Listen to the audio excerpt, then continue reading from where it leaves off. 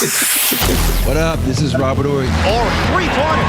Buries it. You might know me as Big Shot Bob. To Ory for three. Oh, unbelievable. This guy is off the charts. What's going on, Big Shot Bob? Robert Ory from downtown. All right, here we go. Back from the break. It is the Big Shot Bob podcast. That is B-Dog Brandon Harper. My name is Rob Jenners. That is live from H-Town, 7-time NBA champion. Robert Ory.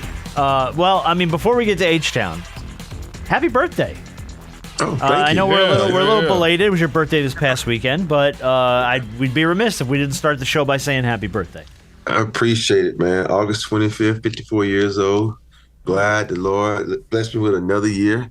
So hopefully I can get about 50 more in. Dude, we're all praying. We're all just trying to get you to the NBA pension. That's really all. Just trying to get you there, baby. What did you do for your birthday, man? I saw that you went. I think you and I were texting. You went to a Dodgers game. Yeah, went to the Dodgers game. You know, even though we left, man, because we had a birthday dinner to get to. As soon as we walked out, Mookie Betts hit a damn home run. Of course. God, it happens every time. Yeah, so, you know, I love watching the Dodgers. But I love baseball, as we talked about before. So we went to the Dodgers game, and then my wife she treated me to dinner with 12 of our other friends and just had a good time. And the crazy part is we had like we were teenagers because our buddy owns like 3 different restaurants, and it's like 2-block radius. So we went from one restaurant to the other restaurant to the other restaurant and back. Yeah, that sounds like fun. And so we were like doing like a pub crawl. Dude, that is outstanding. I would do that all day. How much did you have to drink? Did you put them away, or did you? I didn't under control? I didn't drink a lot. Okay, you were under control. All right. Yeah. The older you get, though, you have to start factoring in recovery time. That's the problem. Like my wife is over there to stop lying. Yeah. I didn't compared to my birthday last year. I didn't drink a lot. What'd you say? She's saying like it was all the men that were drinking because the wives, they kept bringing us shots because it was my birthday. Sure. But the wives kept giving the men the shots. So we had like an extra shot some of the time. So well, you couldn't. I mean, people gonna bring them to you. I'm not the biggest drinker in the world, but I do know if somebody gonna bring you a shot, especially on your birthday, you can't just sit it there.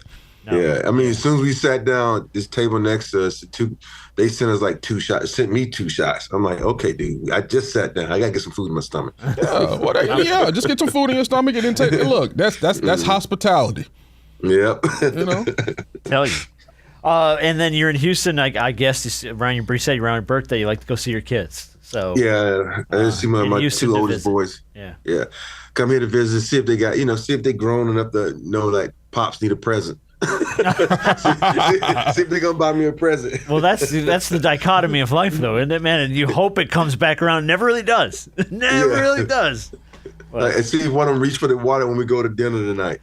See, that's a gesture. It might be an empty gesture, but you have to at least. Can I pay? Can I get? Are you good? You got it. All right, Dad's got it. We're good. Yeah, that's the thing. Like when you take your parents out.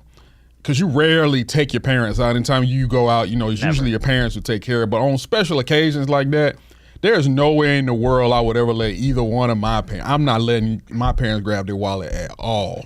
Like it's a foregone conclusion that you know that I'm taking care of the bill.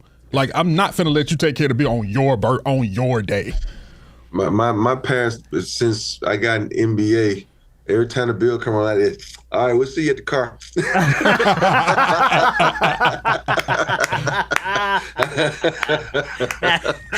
I'm gonna go pull the car around. You got it? Yeah. My dad used to have the toothpick. I'm like, all right. I'll see you outside. I'm gonna go sit out front. Like, all right, man. It's too cold in here. I gotta go sit outside. That's too good, man. That's too good. Well, happy birthday. We were all thinking about you this past week. How was China, dude? China was hectic, man. I think I took like 5 flights while I was there because we kept doing different things in different provinces. So it was cool because it was about the NBA Cares program. It's called Let Her Play.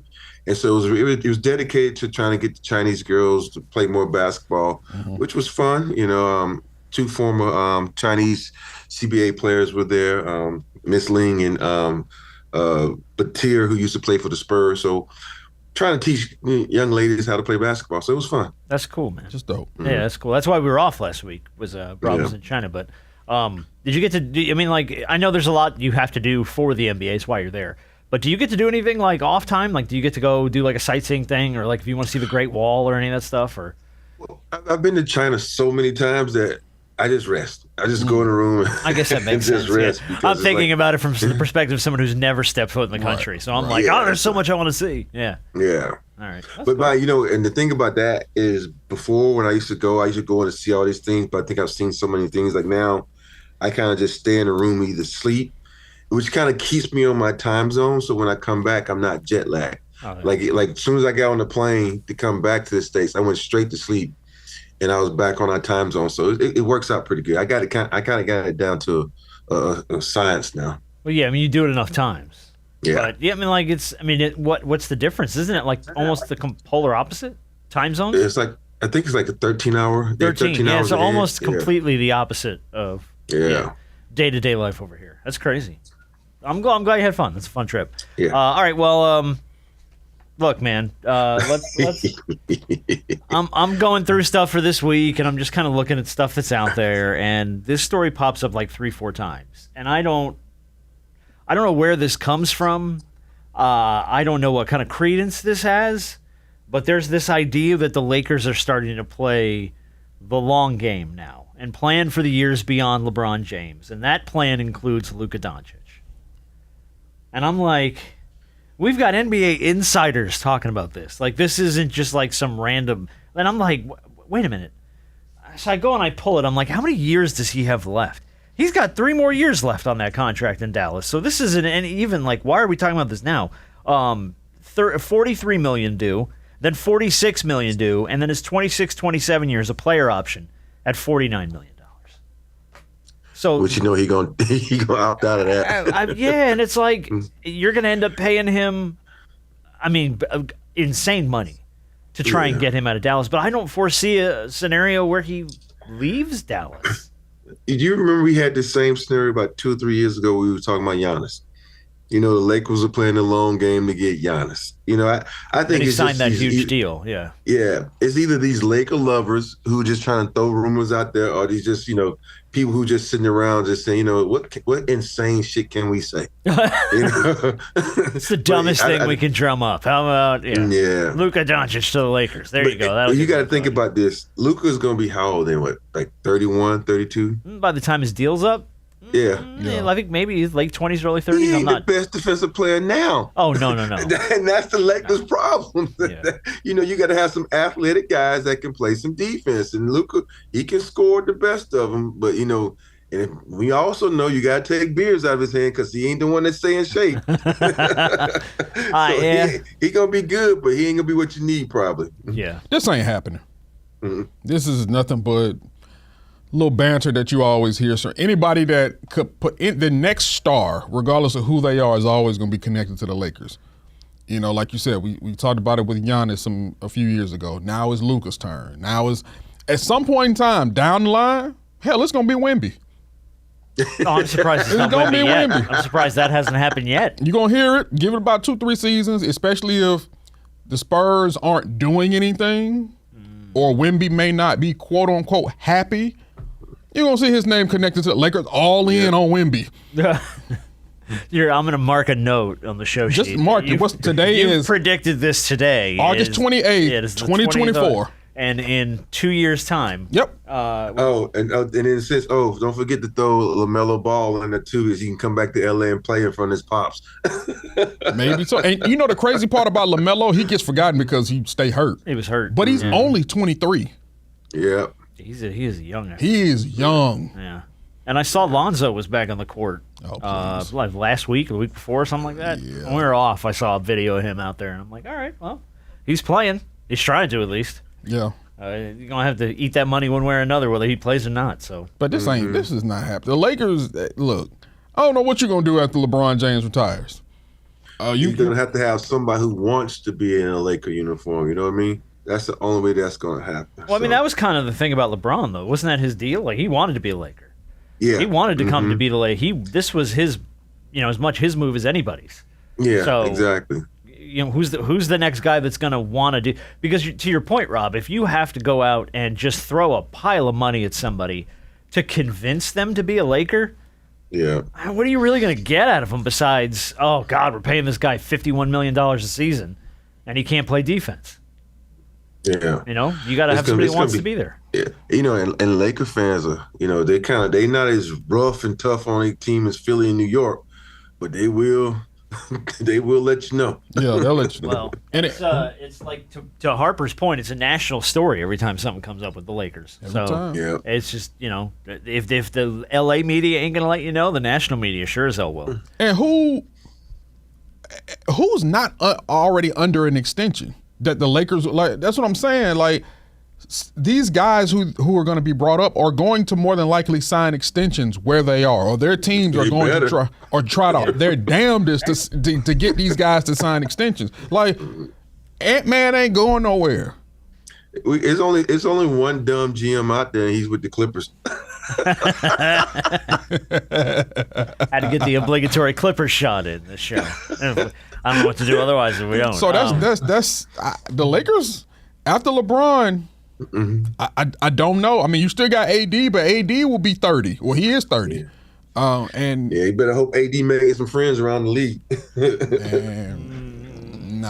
I don't know. It's not even just that. It's just you have teams. One, they won't trade with the Lakers, and then number two, their superstars know that I can make all the money I need to make where I am, and people ain't lost on this tax thing when it comes to California. Yeah. Folks like to keep as much money as they can in their pocket, and we know that the state of California will take, hey, give me that. Oh, yeah, $60 million a year, give me about 30 of that. Mm-hmm. Yeah. You don't have to convince any of us of that. Rob's not wearing it today, but he has his no state tax shirt somewhere.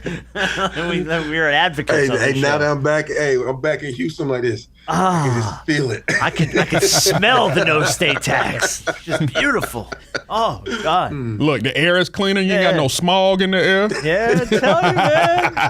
It's not bad. Food's good. Yeah, lots to do. I'm telling you, no state tax. All right, well, look, we are going to talk about Ant-Man. We are going to talk about another Laker, Magic Johnson, in just a second here. We also got some I got some Kevin Garnett stuff. I got some Stephen A. versus Sheryl Swoops this week. College football's back. We got a lot to go on. A lot going on this show. But first, I have to issue a bit of an apology here.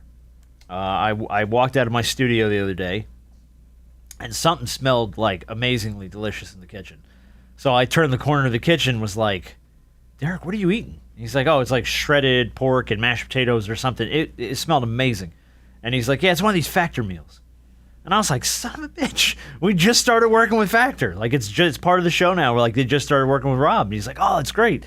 And then like an hour later, Harper comes in the studio. Hey, are we working with Factor now? Oh, yeah, I've been ordering Factor meals for years. I have. So I apologize, Factor. I was not familiar with your game. I'm going to give you the Shaq apology. I was not familiar with your game. Factor Harper, am very familiar with your game. The times I come to the studio, I've been missing out? Apparently, yes. Apparently, everybody here has got hooked up with Factor. So now we're, like, late to the show. But, yeah, so Factor meals, we got to thank them very much for being part of the show. By the way, if you want to try Factor for yourself, we're going to have a deal for you in a second here. It involves a code and a URL, but I mean, it is like, when I say you can order anything, it's full chef-crafted meals, options that are like calorie smart, protein plus, and keto. It's a full menu, and it's no prep, and it's no mess. And Rob, it's freaking delicious, man. Factor's fresh, never frozen meals. That's the best part of it. They're ready in just 2 minutes. So no matter how busy you are, you'll always have time to enjoy nutritious, great tasting meals. I could use one of those right now. With 35 different meals and more than 60 add-ons to choose from every week, you always have a new flavor to explore. All right, Harp, what are your favorite Factor meals? Let me tell you. So I've had the steak and shrimp. Oh, that sounds good. I've had I want to say it's more like a pork belly and mashed potatoes. Oh. And there was it was a chicken and asparagus. And like I said, these meals, I like to eat. So usually certain things, presentation and stuff like that, I just want to know that what I'm eating is filling me up. And I'm going to tell you, when it comes to Factor, there are times where I don't have to cook because I know whatever I have coming from Factor will fill me up. So they get the job done when it comes to whatever meals that you want and whatever they send you. It'll fill you up every single time. Yeah, it's good. You need a commercial. You need to be on TV. I tell you what, man, put this man on a billboard is all I'm saying. You all aren't. I'm familiar with their game. I know. I apologize. I had to offer the Shaq apology. I was unfamiliar with Factor's game. Derek told me it's the closest thing he gets every week to a home-cooked meal. You can treat yourself to restaurant-quality meals. They feature premium ingredients like Harp was saying, filet mignon, shrimp, blackened salmon, and it's all ready. So you can keep the kitchen time to pretty much a minimum. Yep. Man, I love some blackened salmon, but the thing about these meals, they're ready in 2 minutes, no shopping, prepping, cooking, or cleaning up. Hey, that's what I like the best of cleaning up. Choose from 6 menu preferences to help you manage calories, maximize protein intake, avoid meat, or simply eat well balanced. Yeah, we like to eat well balanced around here. Yeah, we do. There's a lot of options, man. So head to factormeals.com. Here's your offer, /BigShotBob50. Just use that code, BigShotBob50. You're going to get 50% off your first box and then 20% off your next month. So you can try this, 50% off the first box, 20% off the next month, and I'm telling you, you're probably not going to cancel it for nothing because it's amazing. The code's BigShotBob50 at factormeals.com. BigShotBob50 gets you 50% off your first box, 20% off your first month while your subscription is active. Don't miss out now. You won't regret it. Tell you what, thank you to our friends at Factor for supporting the show, man. Love them. All right, well, we had conflict this week. There's always tension in the air somewhere. I tell you, man, when it comes to the Lakers. Well, this was so Anthony Edwards kind of started this, and Magic just responded to it. So Anthony Edwards had an interview with the Wall Street Journal last week. He said, quote, "I didn't watch it back in the day, speaking of the NBA, so I can't speak on it. They say it was tougher back then than it is now, but I don't think anybody had the skill back then.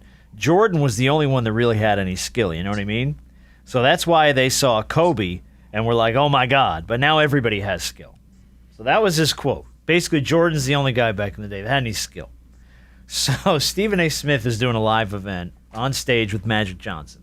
He gives Magic the quote and he asks him to respond to it. Anthony Edwards just said the other day that there really wasn't any skilled players in the NBA back in the day outside of Michael Jordan. That's what he said. Your response to that, Irvin Magic Johnson? Well, you know, I don't never respond to a guy that's never won a championship. There's not nothing to really say. He didn't win a college championship. I don't know if he even won a high school championship. So. All right, so Magic's response was, "Yeah, I don't talk down." Now, while I feel like Ant-Man's point is a little out of left field, and I honestly a little bit ignorant, I feel like the argument of, well, you never won a title is like, I don't know, a little tired for someone like Magic. Like, you could speak to a lot more in the game of basketball than just winning a title. Yeah. You know, for me, you know, after Ant-Man said what he said for the Olympics, that I'm the go-to guy, he's put himself as that, like as a comedian. And so for me, I think he was trying to be comic relief now, because you think about it, you just slapped Vince Carter in the face, you just slapped Karl Malone in the face, you just slapped Charles Barkley, you just slapped Sean Kemp in the face. Yeah. These are just some of the guys I could, off the top of my head. Magic Johnson, Larry Bird. I mean, come on. What are we doing? Yeah, it's like, but then he said I didn't watch back in the day when I think Ant-Man went 22, 23. Magic was out the league when you was fucking born. You know, MJ was out the league when you was born. So why you even comment about MJ? You know, so I just laugh. I just think Ant-Man he's comedy relief when it comes to certain things, because he put himself in that position after the crazy shit he said, like, oh, he's gonna be the go-to guy.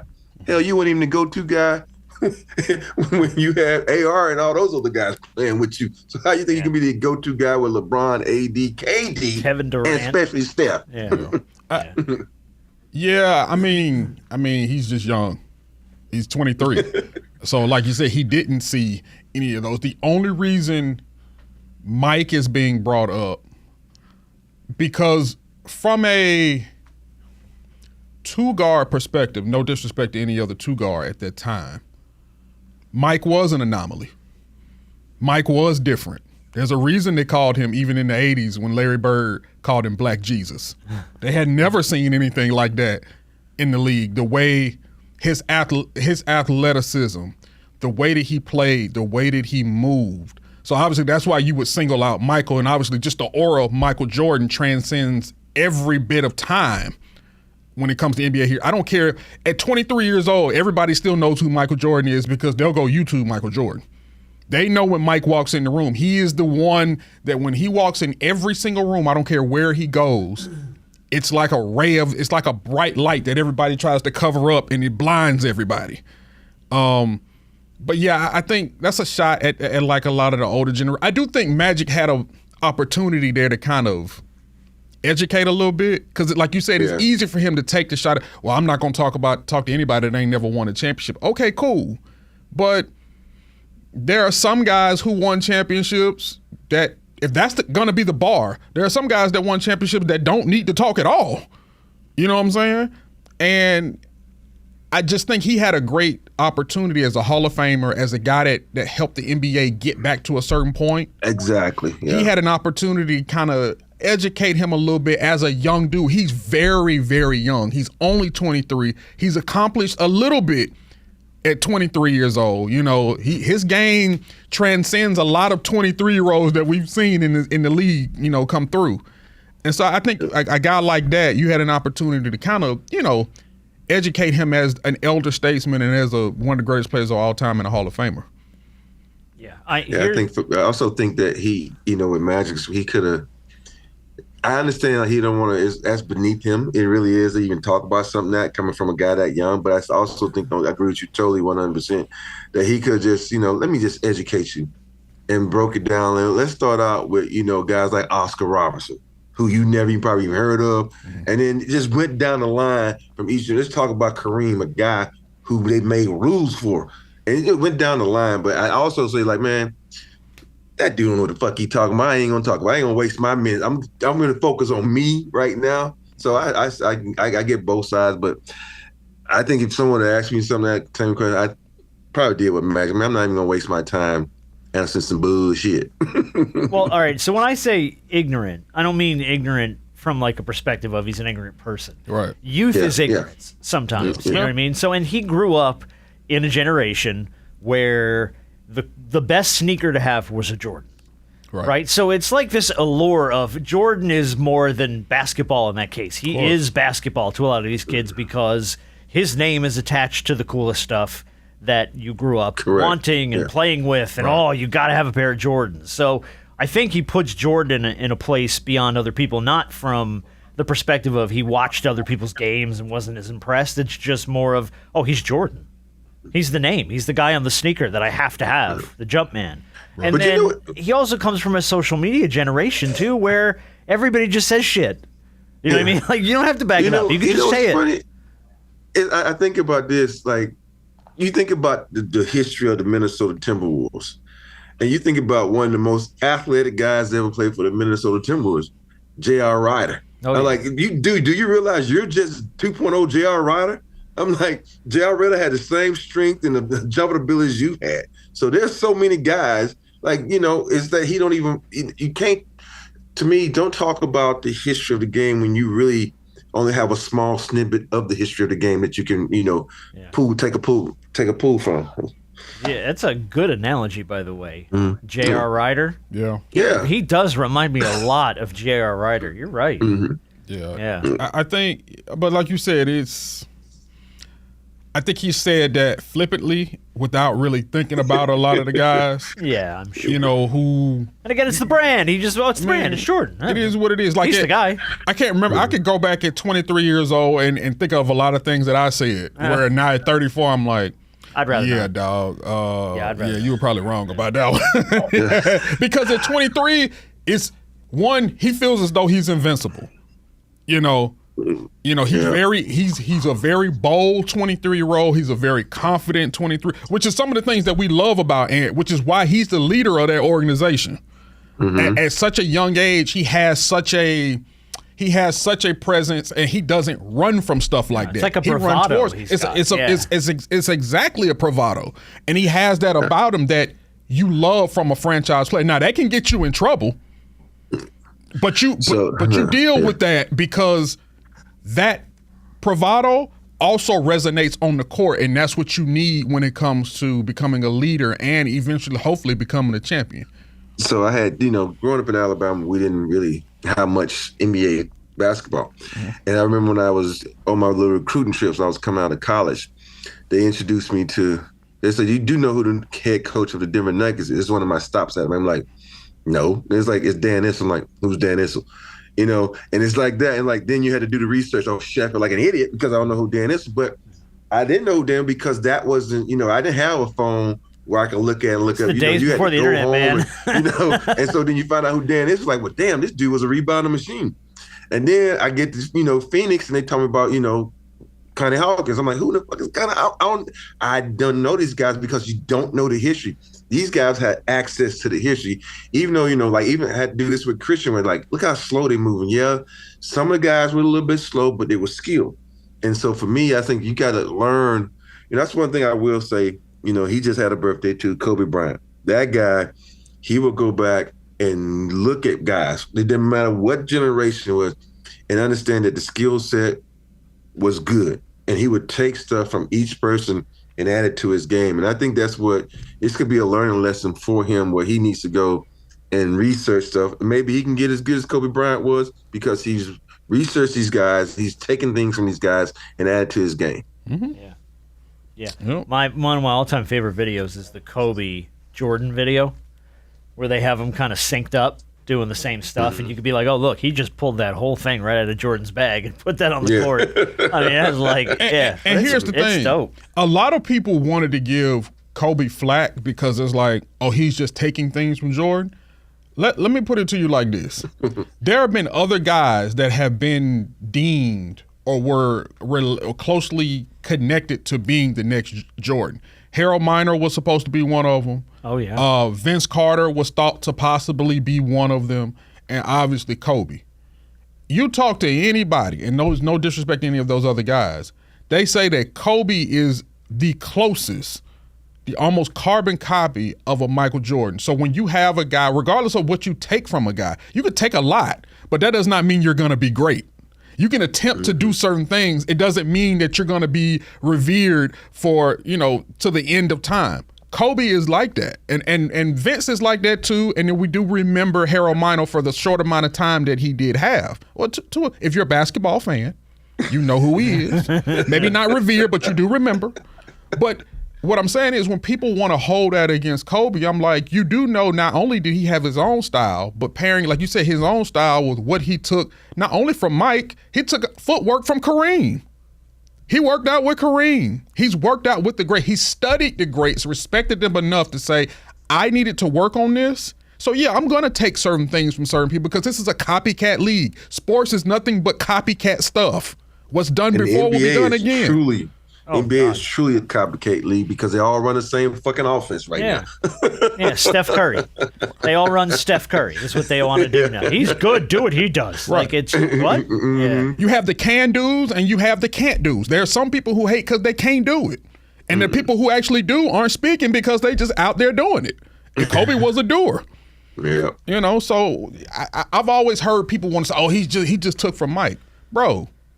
He's one of the greatest players of all time, and Kobe became one of the greatest players of all time. If that's the case, I take from Mike too. Yeah, you got to. If I could paint like Da Vinci, I'm putting some shit up on the ceiling of a church, man. I'm just saying. You know what I mean? Like, why are we reinventing the wheel here, bro? What are we talking about? Yeah, I mean, come on.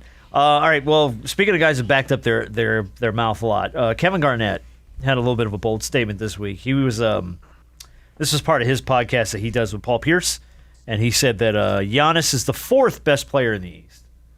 But the only two names he threw out were Embiid and Tatum. My Lord. So I don't know how he got to four, but he said four.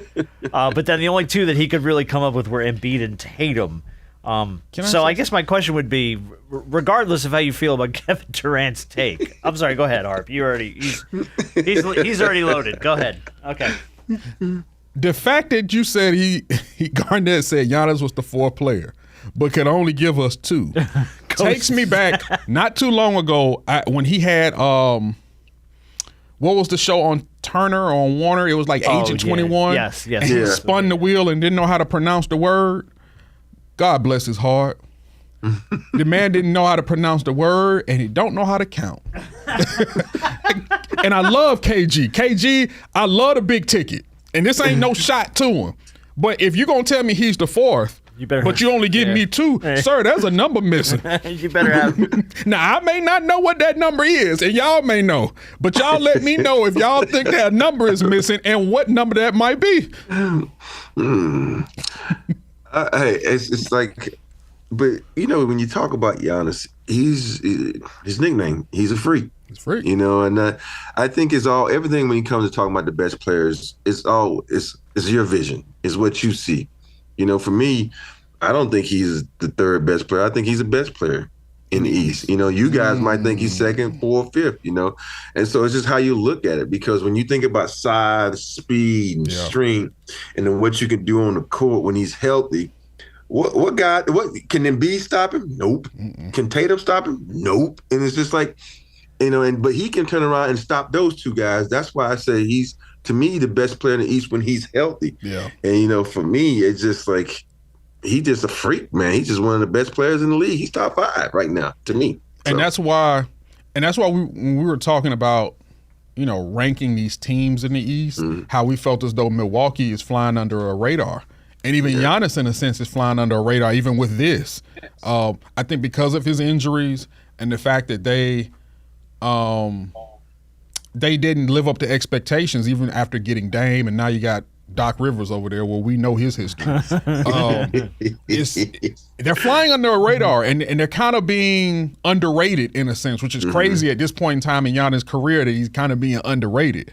But I think you're going to see Giannis hears all of this, and I think you're gonna see a man on a mission this year. That's why I said watch out for Milwaukee, because I think Giannis knows, he feels like he has something to prove, and it's like, I think y'all forgot who I am. You know what the Milwaukee is starting to fall into? They're starting to be the San Antonio Spurs. Remember how when you had Tim, Tony, and Manu, and you didn't talk about them. You talked about Minnesota with big tickets. You talked about the Lakers with Kobe. You talked about everybody but the freaking Spurs. Next thing you know, how do they get the most wins in the league?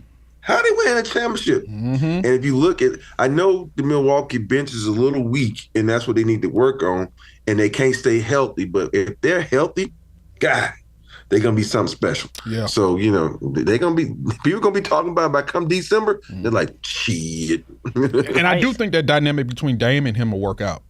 Yeah. Well, they've got a season under their belt now. Yeah. So you've got some time to work out. Here's basically where this whole thing boils down to is health, because it's hard to say he's not one of the best players in the East. Well, if he's not healthy, well, of course, if he's not healthy, he's sitting on the bench. And you forget about him, his name falls out of the conversation. So, I mean, when you're banged up, and it was the same way with Embiid. Embiid would get hurt, Embiid would sit for a while, and then he'd come back and be like, "Oh shit, we forgot how good Joel Embiid is." So yeah, I mean, for me, it's like Embiid and Giannis up there as far as best players in the East, because I mean, Embiid just turns games around when he's healthy and he's on a roll. He just overruns games, just entirely overruns them. You take Embiid over Jason Tatum? Oh shit! He's up there. That's another name. That's up. We talk about you talk about the number one team in the East. No, and the Celtics. I know what I said. Oh God, shit. Yeah, I probably would roll with Embiid. Give me a big who's on a. I mean, and that's the thing too. When Embiid's on a rip, oh my God, he's almost unstoppable. And I know Tatum is a more fundamentally sound player, to put it kindly. I think he's better on the other side of the basketball than Embiid is, but I feel like Embiid's a game wrecker when he's on. Like, I've seen him just run teams over on his own. So I think all three of those guys are easy in the conversation. I don't think it's a clear-cut winner, but yeah, I don't know how you had him at 4, KG. I demoted him outside of the conversation at the top 3. Can't even come up with a number 3. Out of sight, out of mind. That's what they do. I do want to congratulate quickly Angel Reese. She got a new podcast. I'm so jealous. She got a new podcast going now. Good for her. Congratulations. But, I mean, she's been on a rip with the boards, man. Her last 3 games, 22 rebounds, 20 rebounds, 20 rebounds. 3 straight 20-plus rebound games, man. And the reason I say I'm jealous is because she has that deal with Reese's. I'm like, I'm jealous. Oh, yeah, no, they got the Angel Reese's now. Oh, yes, that's right. Got their own little clothing line. They've created a little brand. I'm jealous. Hey, I tried for years when I was with the Lakers to get me a deal with Oreo cookie. I'm like, I couldn't even get a deal with Oreo cookie. Yeah, the Oreos. That's right. Yeah, you don't want to know what the cream filling is, kids. No, I'm kidding. Hey, the funny part is I knew somebody who worked for him. I'm like, yo, man, get me a fucking you had it in and it didn't work. The first one's on me. Hey, shame on you. That can't. Hey, I'll say this. That's not a pipe dream. It's not. That dream ain't dead. Hey, I say. I mean, it ain't doing laps around the building either, but it ain't dead. Hey, the funny part, like I could do the perfect commercial right now with Grandpa and me and little K, my grandson, and we sitting there like, this is how I used to do it back in my day, and teach them how to eat an Oreo cookie. Film it. Me and little K. Film it. Film it. Record it. Film it and put it online and be like, Oreo, and tag them and go, Oreo, you missed an opportunity. Yeah, absolutely. And watch an Oreo deal come flying in. Because you got to speak that shit into reality, man. I know it, right? Because this world now works off likes and engagement. Oh, yeah. And that's how it gets to people. You put a video out and one person in the Oreo social media team sees it and goes, oh, this is a good idea. That's all it takes. Yeah, it's not about who you know anymore. Hey, all they do is now they just started playing and like they got that shit for free. Like, here. Yeah, they just go put it out on their feed. Thanks, Rob. Retweet. Son of a bitch. Yeah. Steal it completely. A couple other women, before we get into the Stephen A. Sheryl Swoops thing, making some noise. Asia Wilson had a night the other night. Holy crap. Yeah. 2018, 3 blocks, 2 steals, and a game winner. And I'm seeing a lot of MVP conversation now around her name as well. And Nafisa Collier. Damn. 27 and 18, 23 and 7, 30 and 4, 17 and 12 on a rip. When I look at Nafisa Collier, I always loved her game, but you really couldn't see it in the Olympics because when you got to defer, but that girl can go, man. Dude. You know, it's so many of those girls that was, you know, of course, you know, you got Stewie and Asia with the stars of the team. You know how dominant they are. But you really couldn't appreciate the other girls because they was deferring so much. But now they're back in their system where they getting the ball 90% of the time. You can see how good they really are, man. So it's a different kind of flow, a different type of flow. Yeah. It's honestly, I've been paying more attention to the WNBA the last year than I ever have in my entire life across the board. I don't know what to attribute that to. I'm not going to hang it on anybody, but watching a lot of these girls run, man, holy crap, it is. You know what I'm hanging on? I'm gonna hang it on to the TV because they putting them out there more. Yeah, all of a sudden you got a few rights. It doesn't matter who got it done, but you got some rights deals. Yeah. Okay, we can do that, but I know I'm hanging on. It's not taken away from anybody else. I'm hanging on to the 2 who were drafted. The storylines. Because it's nothing wrong with saying that. It's not a shot at it. It's the same thing as the NBA. Yeah, but it's a tired narrative that of his. Well, I mean, without Caitlin Clark, none of this happens. I'm not saying without, but without Magic and Bird, we wouldn't be talking about the NBA like this. We talked about the growth and the development and things being taken, and there has to be a catalyst for something. It doesn't mean that the ladies that were in the league already weren't great. It just means that there are things that spark. Right, there's a spark. Yeah. Social media sparks things, engagement, likes, and it captivates people. And that's the era we live in. It's what we talked about. It's the storyline. It's what it is. You drafted the storyline. You got Angel and Caitlin together on opposite sides of the ball and let them go take the rivalry they had on the floor in college, bring that to the WNBA. There's nothing wrong with that. It carried over a lot of audience, and look, it's got eyes on the sport probably now more than ever. And it helps, and it also helps the other women who are superstars in the WNBA too. We know that more Asia money Wilson, in their pocket. Yeah, we know that Asia Wilson is. I know that Asia Wilson is the best player in the WNBA. But you know, with now more eyes on that product, now more people are seeing her game. And exactly. And so they already knew about her before. Now you got even more people who know about her. Hey, that's like us. Back in the day, we were happy Big Dog got that big ass contract, and his contract was more than the whole fucking Milwaukee Bucks team was worth. that's good for us. You think Shaq didn't like when Alonzo Mourning and Alonzo Mourning got $100 million? Mm-hmm. Oh, he got 100. Cool. I know I'm worth 100. I'm worth more than that. Hey, that's all I'm saying. It's the trickle down, baby. Hey, we all benefit. You eat, we eat. Yeah, everybody eats. I just want to play this audio real quick, too. This was Stephen A. Smith and Sheryl Swoops. I don't know if you heard about any of this or paid any attention to this. You know, I love Sheryl. Okay, I was going to ask you what your relationship with her was. Hey, she's like, to me, she like is, when you talk about top 5 when it comes to WNBA, she probably number 1 or number 2 between her and Cheryl Miller. Sheryl could go. Yeah. Mm-hmm. All right, well, Stephen A., I guess she's got some personal relationships outside of Caitlin Clark, which is kind of the storyline we just talked about. But Stephen A. had some stuff to say about her on the podcast, and Sheryl didn't take too kindly to this. Look at this quote here. I think the Olympic break really helped Indiana. I'm going to shout out to Lexi Hull. I'm a big Lexi Hull fan. Lexi Hull shot the leather off the ball in their game against Seattle. Kelsey Mitchell is just stroking. She's just shooting the basketball. Aaliyah Boston, almost a triple-double.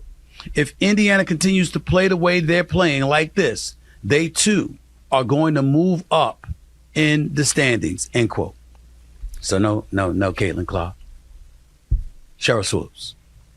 No Caitlin Clark. Respectfully, Sheryl Swoops, you have any idea how that makes you look? Yeah, no. It goes on from there, but the fact that he left Caitlin out of that conversation, or she left Caitlin out of that conversation, the talking point became, well, obviously, she, like the rest of the league, has a little something to grind out here with Caitlin Clark. You know what I mean? That's why. And then Sheryl was like, no, I'm just trying to shine light on the players that I know and the people I have relationships with. Here was Cheryl's quote. This was all on X, by the way. I have a personal relationship with these players, and they deserve recognition as well. Do you talk about them or others in the league and give them their props? Stephen A. Smith, by the way, you new to this. I'm true to this. Not sure what he thought he was doing. I'm ready to go on his show. Coward.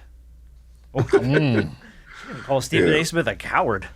Well, see, go ahead. Oh, no, you go ahead. You know. Okay. See, I think what, Stephen A. failed to realize is Stephen A. only talk about what's hot sometimes. Yeah. And Sheryl Swoops was trying to, I applaud Sheryl so much for doing this, because I talk about this all the time. When you talk about teams, you forget number 3, number 4, number 5, number 6, number 7 players in his team. So when you get someone like Sheryl who understands the game and say, you got to appreciate everybody on the team, just not the top dog, I applaud that big time. And I understand what Stephen A. is also saying. Well, don't forget about her. But yeah, she gets all the fucking credit. She gets all the record. Let this light shine on someone else. We talking about trying to make this sport great as a whole. Just don't have fucking tunnel vision. Spread that vision so you can see other people and appreciate other people. And that's what I know Sheryl is doing, because Sheryl, when you talk about loving the game and understanding the game, she appreciates not just number 1, number 2, number 3, everybody on the team. And I think Stephen A. forgot and didn't see that. Yeah, she knows Clayton Clark is a dog on that team, but let's talk about some other people some of the time. Yeah, because Aaliyah Boston been a beast. Yeah, number 1 pick. Yeah, she was number 1 pick. What the year before? 2 years ago. Yeah. Yeah. Mm-hmm. So I mean, that's my thing with Stephen A. And we look. I like Stephen A. and I've always liked Stephen A. growing up. I've always said nothing against Stephen A. Yeah. But I've always said, like, for me, when there was always a guy within the media who I guess I kind of looked up to and kind of saw how he did things, it was always Stephen A. Smith, just because of everything that he went through to get to where he is, and he's deserving of everything that he has. The annoying thing about him is, and I understand that he can't always watch everything. But even when the WNBA is being taken to new heights, did Monica just get on him about that? Yeah, it's like that was a national blow-up. It's like, he does this. But he does this with the NBA too. There are a lot of guys in the NBA that he won't talk about and he won't speak about, and he'll only talk about what's hot. And we know that the NBA and W, we know it's a star league. We get it, but it is also still a team sport. And there are other people on that team that help that machine go. And I think he misses out on a lot. I think he misses out on the not only the WNBA, but the NBA too. Because I be listening to him sometime like, bruh, did you watch the same game we watched? Mm-hmm. Did you Probably not. Did you see all the other stuff? He looked at the stat sheet like half of us do sometime when we miss the game. I watched the 7-minute YouTube recap is what I watched. You know, and here's what I think too, and I think Rob touched on this. I think Stephen A's stuck in the hype wheel. Of course. So it's like if you talk about the Indiana Fever, but you don't talk about Caitlin Clark, that doesn't compute in his hype wheel brain, because First Take is about big storylines, headlines, sound bites. That's what fuels that show. Mm-hmm. So he's almost he's in this like you said, Rob, tunnel vision. He's got this thing where it's like, well, if you're not going to talk about her, then why talk about the Fever at all? Because that's the story. And that's what I'm trained to do now. Like, my brain is trained to talk about whatever the big talking point is and then get to the next thing. Then we got to shit on Jerry Jones. And then we got to get to this other thing. So it's like his brain is sort of like it's in the wheel. So when someone comes on and goes, hey, you got to love on this person, Elijah Boston, all these other people, and it doesn't hit Caitlin Clark, his hype brain goes, well, you missed it. You buried the lead. Yeah. And, you know, I wish you'd have had more people like that when I was playing, because there were so many guys. They weren't mega stars, but they were stars in their own right. But nobody back then was like, oh, we ain't got time to talk about them. You know, you think about, you have somebody to talk about them now, and they can get with the social media platform they have now, they can look them up and like, okay, I heard Sheryl Swoops. My mom or my dad said Sheryl Swoops is so good, so she must know what she's talking about. Let me look up this person she just mentioned.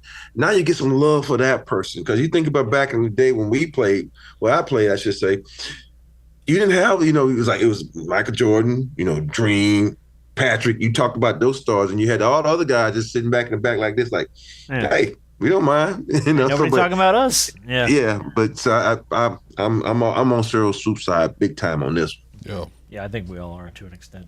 All right, well, college football is back, baby. It is college football season. We're going to get a big shot of the week here, and then I've got a college football game for you guys this week, which I think is fun. But I never do. Oh, Lord. The only story in college football that was big for me this week, well, for starters, FSU, taking a big fat L from the Georgia Tech Yellow Jackets in Dublin, Ireland. That was beautiful. They were like a 14-point dog or something. I mean, the line was stupid. And then they lost by a field goal. That's gorgeous. I just think that's hysterical. Yeah. You know, for me, I love the fact that, you know, coming from last year, when y'all was all pissed that Alabama took your spot, you know. And this was the revenge tour. That's what this was. This was Florida State. They were on the revenge tour. We are going to F the ACC. We are going to show the College Football Playoff Committee, and they freaking laid a big fat L on national television in week 0. Hey, but they good thing they lost early, so they got a chance to redeem themselves. No chance. No chance. They got that team is built for like 4 or 5 wins or 4 or 5 losses. I mean, like they are engineered to lose 3-4 more games. They looked like dog shit. Yeah, their defense looked they like got gash tissue paper. Oh my God. Now the crazy part about it is in that first half they looked good. Florida State looked. They looked decent. It was a little back and forth. Yeah. But that second half, I don't know what happened when they came out of the locker room. Honestly, it was the opening drive they scored, Florida State? Yeah. The one where they went down, they drove down, they score, they go for 2, they get it. It's 8-0. And immediately you go, oh, it's going to be one of these days. Okay. Here comes the revenge tour. And then I guess they just kind of shut it down after that because, oh, man, the wheels came off quick. But the other story in college football we're talking about, did you hear what's going on with Deion? Banning the Denver Post reporter from asking questions about football-related activities. When the Denver Post reached out to find out, so why is our guy, Sean Keeler's the guy's name, I think he's the beat writer for Colorado for the Denver Post. And they were like, so why can't he? And Colorado said, well, this was after, quote, a series of sustained personal attacks on Deion Sanders. Some of the headlines that he used to describe Deion Sanders and the situation in Colorado: false prophet, deposition Deion, Planet Prime, the Deion Kool-Aid. He called it a circus many times. And then my favorite one, the Bruce Lee of BS.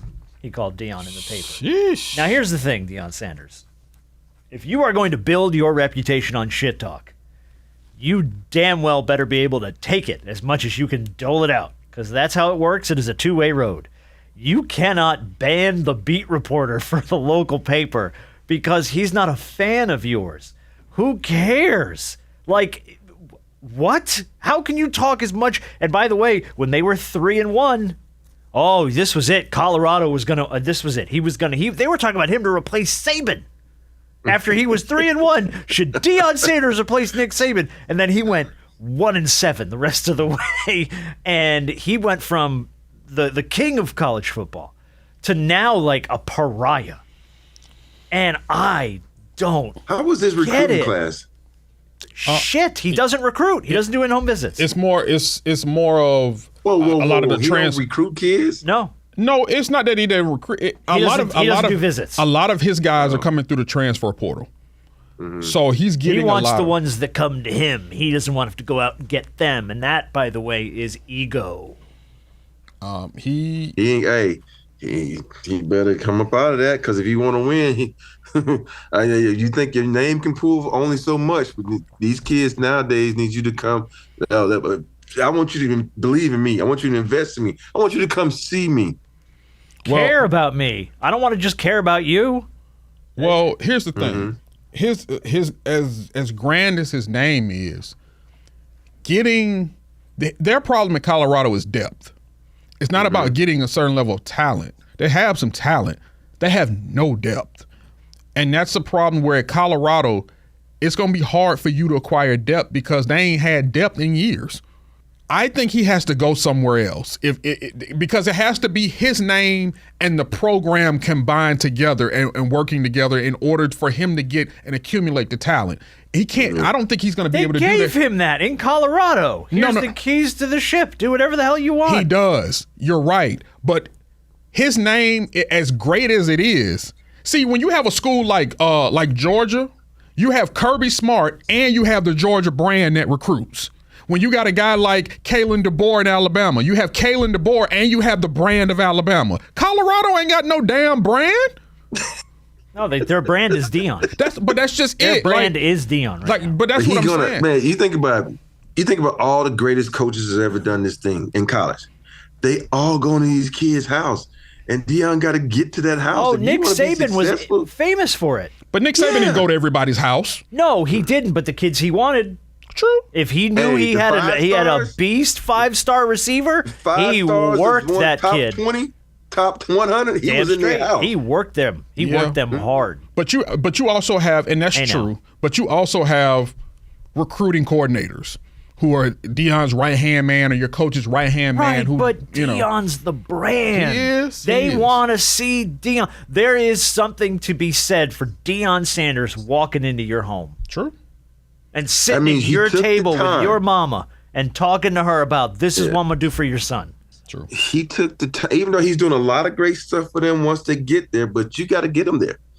And I think he has to take the time and say, yo, man, because these kids now, they want to feel like they're wanted. I'm like, okay, I want you to come to my house. Because every kid, like when you recruit, like the best, like I tell the story how when Bobby Crimmins finally came to see me, I was so damn excited that he actually took the time to come to my little small town to recruit me. And so to me, it's about feeling wanted. And everybody wants to feel, you can send me a fucking letter. You just send a letter to 10,000 other fucking kids.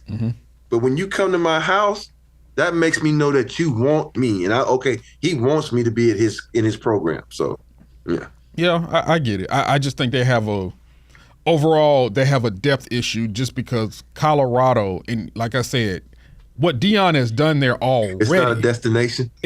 What he's done there already is amazing.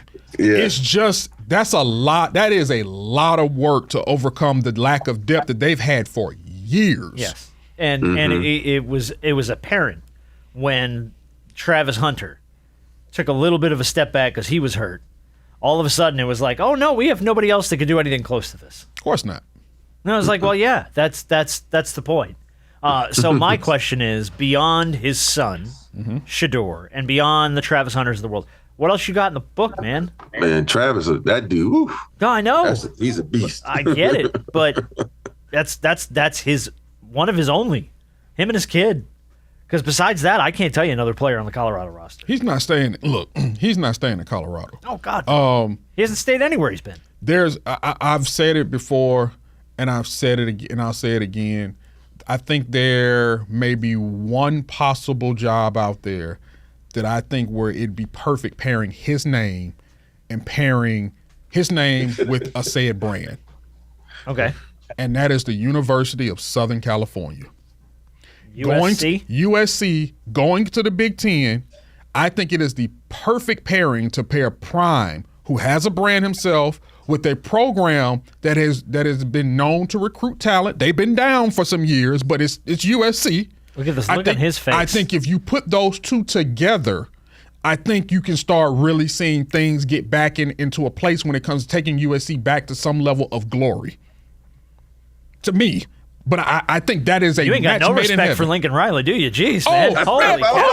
minute. Time out. The last minute and a half. Whoa, time out. Shit. I don't agree with Paul Feinbaum a lot, but he may be right here. Lincoln Riley literally ran from the SEC.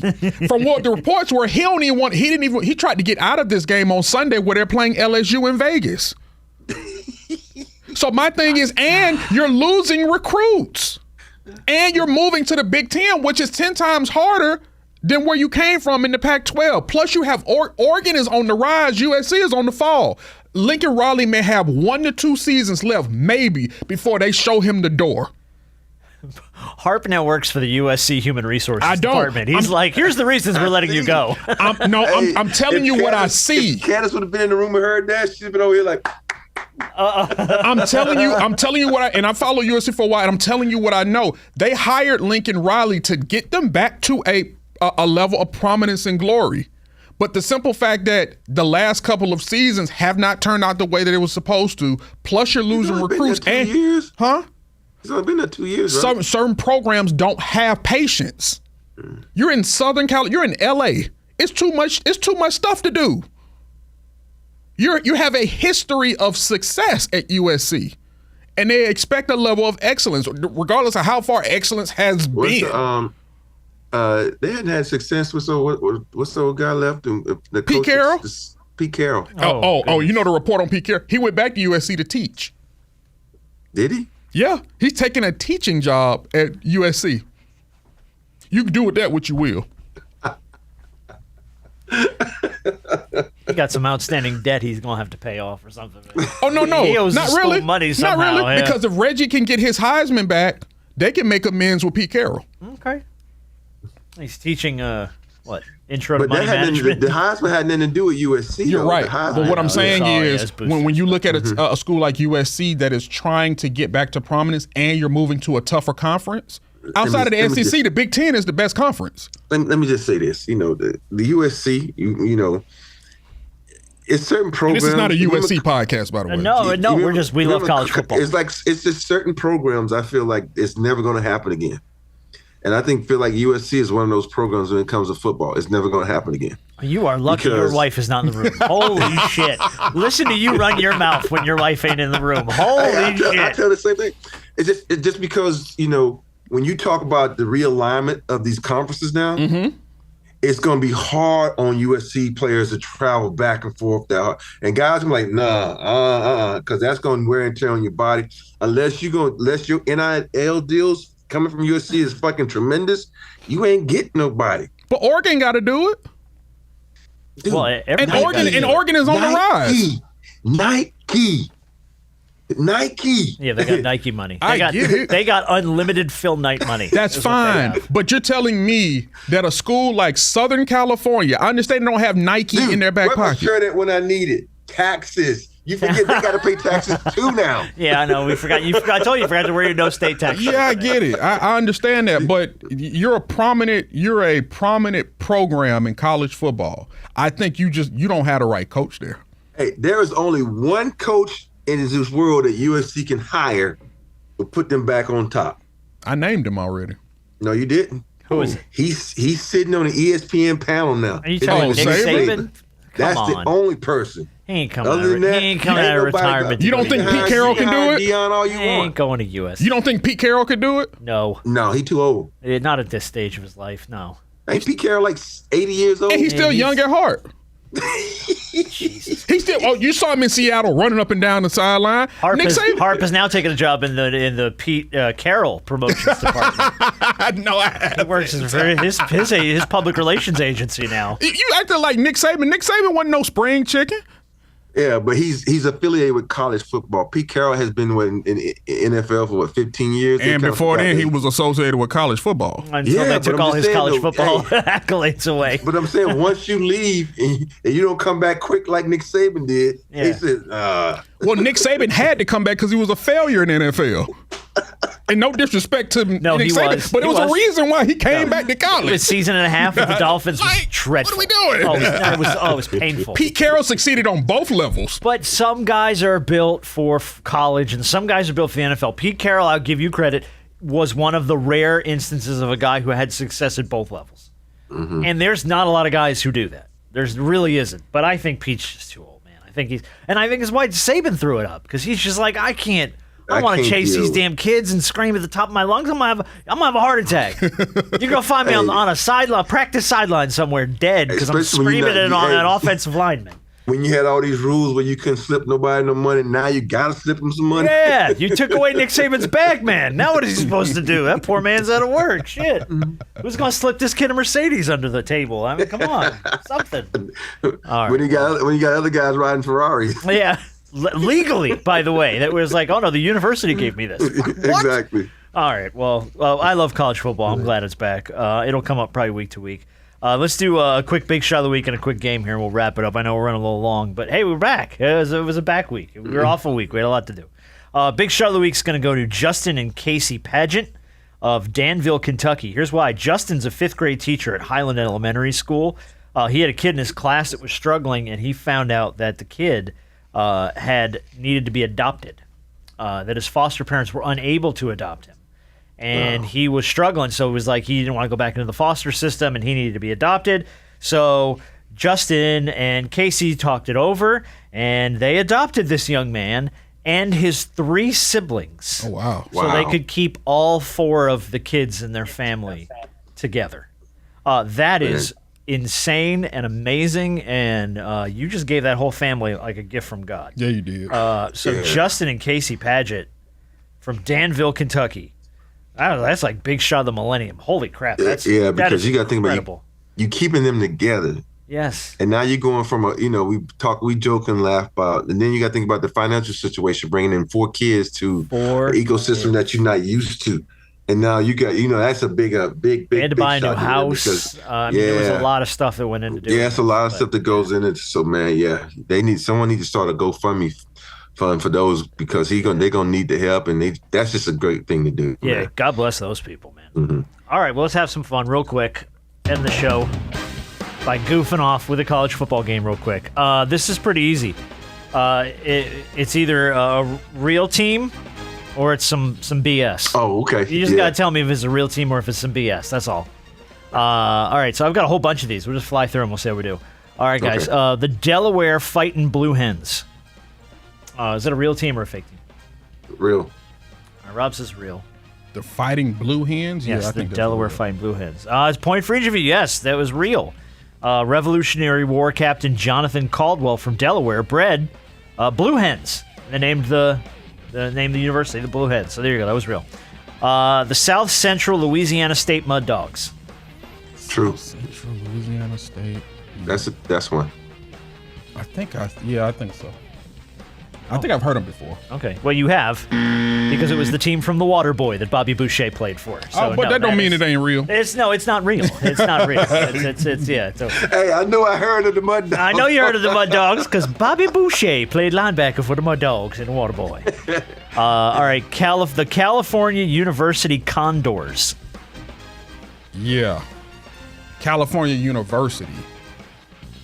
Yeah, I think so. I think not. Oh, the point to Robert Ory. Oh.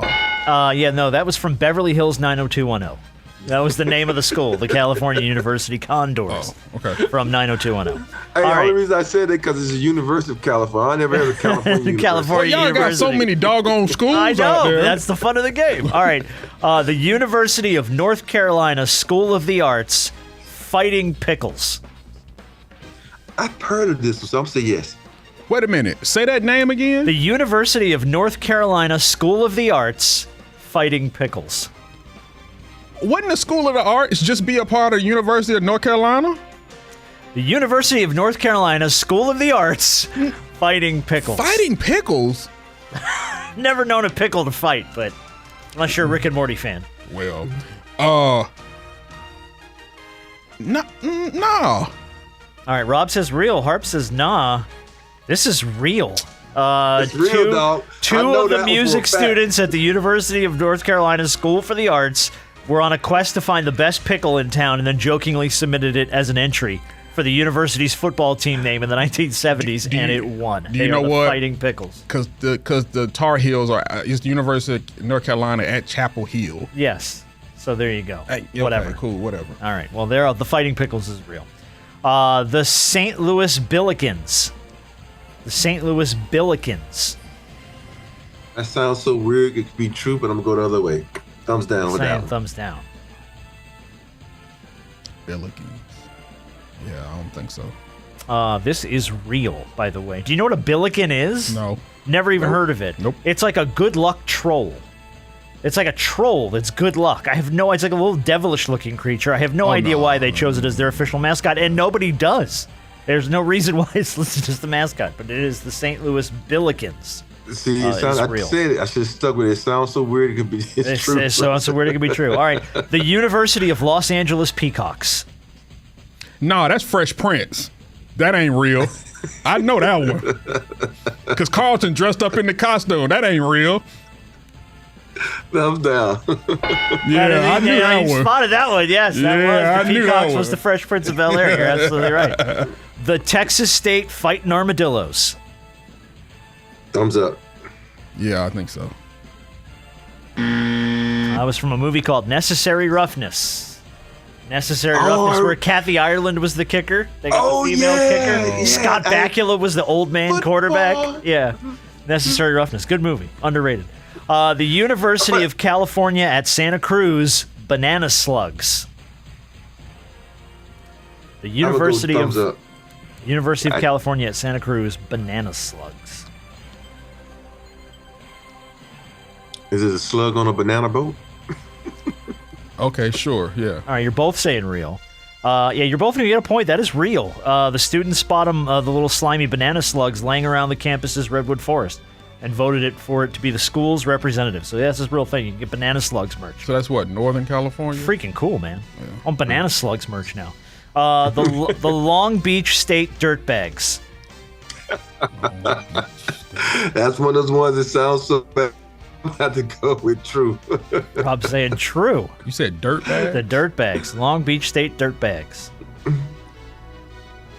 He's saying false. This is a real school, man. The moniker emerged because the university's first baseball team in 1989 exercised and practiced on an all-dirt baseball field. Got it. So they were called the Dirt Bags, not like you stinking dirt bag. Yeah, okay. The ESU Timberwolves. The ESU Timberwolves. What does ESU stand for?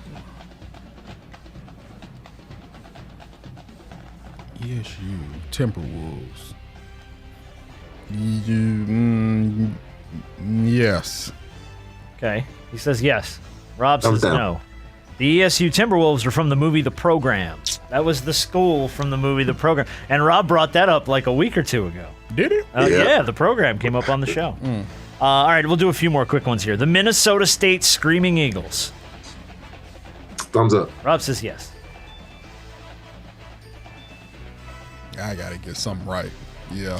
You're saying yeah? Well, you didn't get this one right. You're wrong. The Minnesota State Screaming Eagles from the show The Coach. The show Coach. Oh yeah, I remember that show, Coach. With, I remember that show. With Craig T. Nelson. Yeah, he was the football coach there. All right, the Grand Lakes University Hooters. The Grand Lakes University Hooters. Grand Lakes University Hooters. I'm going to go thumbs down. Okay, Rob says no. Grand Lakes University Hooters. Yeah.